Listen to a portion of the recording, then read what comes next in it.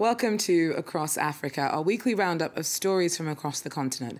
I'm Georgia Calvin-Smith, and coming up, Siya Kolisi becomes the first black South African to captain the national rugby side in a full test match. His promotion seen as a positive sign of the efforts of the sport to move away from a racially divided past. Also, Madagascar sees a spike in the number of business people being kidnapped in the capital. Most are from the Korana community. These few members play a disproportionately large part in the economy, and so are seen as high-value targets by those looking for ransoms. And across much of Africa, colonialism remains a sensitive subject. In St. Louis, Senegal, campaigners behind the Faidherbe Must Fall lobby believe a statue of French colonial general Louis Faidherbe is offensive and they want it gone. But first, South Africa's rugby teams appointed its first black test match captain. Siya Kolisi will lead the Springboks for the 3-test series against England in June. His promotion seen as a positive sign of the efforts of the sport to move away from a racially divided past. A historic appointment that could have repercussions beyond the rugby field. Siya Kolisi has been selected to carry the armband for the Springboks' upcoming 3-game series against England, making him the first black player to captain the national side in a full test match. Springbok coach Rassie Erasmus said the appointment was not political, but based purely on merit and performance. Yet the move has been hailed as a major breakthrough for South African rugby, as the sport continues to grapple with the legacy of apartheid. Until 1981, black players were barred from representing the Boks, and since the restriction was lifted, progress to bring in more players of color has been slow, with rugby still seen as a white sport by many South Africans. 2 years ago, South Africa's Sports Ministry and Rugby Federation agreed on a new quota system, setting a target for 50% of the national team to be made up of players of color by the 2019 World Cup. The move has been criticized by some pundits for going against merit-based selections, yet others argue it will push teams to invest more resources into developing black talent. Madagascar's seen a spike in the number of business people being kidnapped in the capital. Most are from the Korana community, whose members are mostly of Indian and Pakistani descent. They've been in the country since the late 19th century, and though they make up only a small percentage of the population, they play a disproportionately large part in the economy, and so are seen as high-value targets by criminal gangs. Our correspondents report. 1 year ago, Madagascan businessman Danny Ismail faced a parent's worst nightmare. His 26-year-old son Yanish was kidnapped for ransom. For a week he was hooded, so in total darkness. Then the negotiations began until a ransom was paid. Kidnapping gangs have operated largely with impunity in Madagascar for years, targeting the Indian and Pakistani minority locally known as the Korana. Yanish's ordeal went on for 23 days. He had no idea if it was day or night. The only time he knew it was daytime was when he went out to the bathroom. It was only there where there was a bit of light. In the last 10 years, at least 100 kidnappings have targeted Koranas in the country. Members of the minority group have long occupied influential posts in business and finance, and the country's richest men are Korana entrepreneurs. Authorities say the organized gangs involved in kidnappings also regularly stage armed holdups.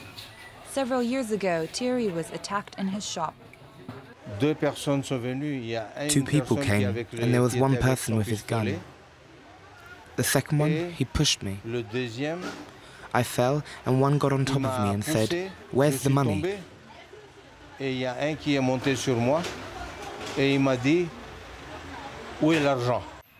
A special unit has been created to combat the recent surge in kidnapping, but many locals are still afraid to go to police.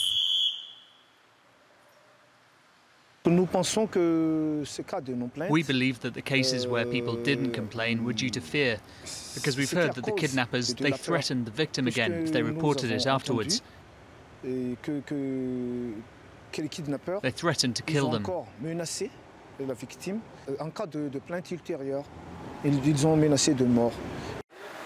Since the unit's creation 8 months ago, it has opened investigations into 9 cases. 19 people are awaiting trial for related crimes. But as authorities crack down, for some Koranas, fear of kidnapping is now also accompanied by fear of backlash. Mamadou Gassama is being hailed as a hero. This 22-year-old Malian migrant's heart-stopping rescue of a 4-year-old dangling from a Paris balcony was caught on camera, and millions of people have seen his daring climb up a building to save a life. He's been nicknamed Spider-Man, given a medal, a job with the fire service, and a permanent home in France. A presidential thank you with French citizenship as a reward, and also a job with a fireman brigade. Emmanuel Macron wanted to personally congratulate Mamadou Gassama, a 22-year-old Malian migrant who saved a little boy hanging from a 4th-floor balcony. After his meeting at the Élysée Palace, a shy young man said he was very happy with his medal for bravery. I'm very happy to receive this award. The president was very nice. It's the first time I've received this kind of prize, so I'm very happy. The footage of his miraculous rescue went viral in a matter of hours. In just over 30 seconds, Spider-Man, as he is now called, managed to pull himself up 4 floors to rescue the 4-year-old child. Focus has now shifted to the hero's personal situation, a migrant who arrived in France dreaming of building a new life. His journey to France mirrors the cases of thousands of other people, leaving Mali, crossing the deserts of Niger and Libya, before his perilous journey across the Mediterranean to Italy, and then finally arriving in France. In September 2017, the young man settled in Paris illegally before being temporarily housed in a welcome centre in Montreuil on the eastern border of the capital. The mayor has now made him an honorary citizen of the town. We've just received a new citizen of Montreuil, whom we want to honor. I asked him to become an honorary citizen of the town of Montreuil. I used this opportunity to thank him, to celebrate the moment. We are very proud. He is an example to us all. With the promise of a job and a French passport, his dream of completing a new life in France should now become reality.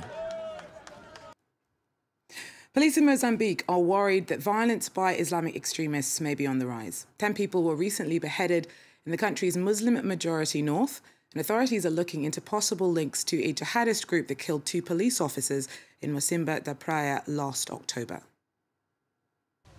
This mound of rubble in Mozambique da Praia, in extreme north of Mozambique, was once a mosque. It was demolished by the government after an attack in October, attributed to a group of young men who are believed to have frequented it. Around 30 of them stormed a police post and an army garrison. 2 police officers were killed, and as many as 14 attackers struck down in the counter-assault.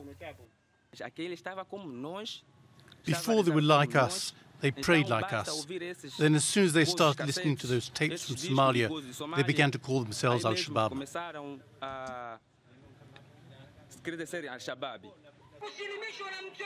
The apparent jihadist assault provoked a backlash among Mozambicans who are still recovering from a long civil war. Authorities said there was no proof of a link to Somalia's Al-Shabaab militants or any other known jihadist group. But it was found that several of the young attackers had regularly visited Tanzania, Sudan or Somalia, where they were allegedly radicalized.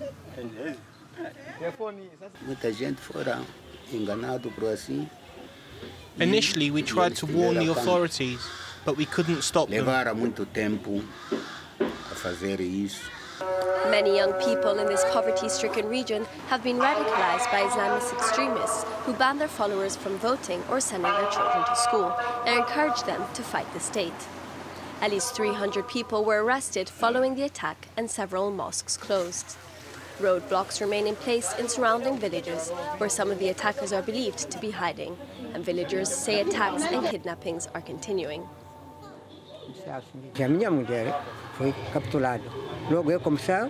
My wife was kidnapped while we were fleeing, and then they shot at me, 2 rounds, which passed close by me.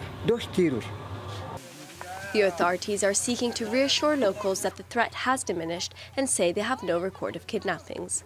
But for the villagers here, a threat remains, at least until all the attackers are behind bars. Across much of Africa, colonialism remains a sensitive subject. In St. Louis, Senegal, campaigners behind the Faidherbe Must Fall lobby say that a statue of French colonial general Louis Faidherbe is offensive and has no place in their city. Sarah Sacco reports.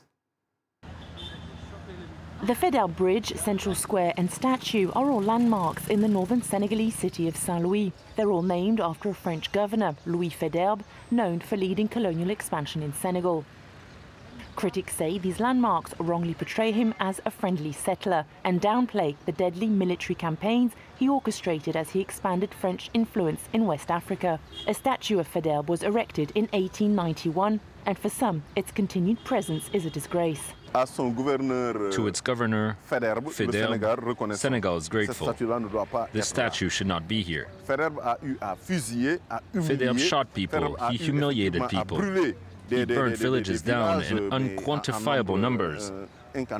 It is absolute humiliation to accept that the statue remains here, and to also accept this inscription saying that we're grateful to Faidherbe, which isn't true.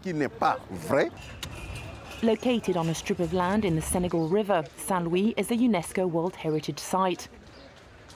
For local authorities, the Faidherbe statue and bridge are emblematic of the city and part of its history. Senghor said colonization is a necessary evil, so this heritage is also a necessary evil. There's some good, there's some bad. Today, if Saint-Louis is known throughout the world, it's thanks to its colonial heritage. Today, Saint-Louis being visited by at least 10% of tourists staying in Senegal is thanks to its heritage. Residents in Saint-Louis are divided on whether the statue should be removed. The Faidherbe statue has its place here. It doesn't cause any harm and even helps attract people to come here to see Saint-Louis. I think Faidherbe should fall because it reminds us of colonization. When we say the Faidherbe bridge, the Faidherbe statue, when we talk about governance, for me it symbolizes Saint-Louis, not France. In South Africa, the statue of another controversial colonial figure, Cecil Rhodes, drew strong criticism before finally being removed in 2015. Well, that's it for Across Africa for now. Thanks for joining us. Do so again if you can. Take care.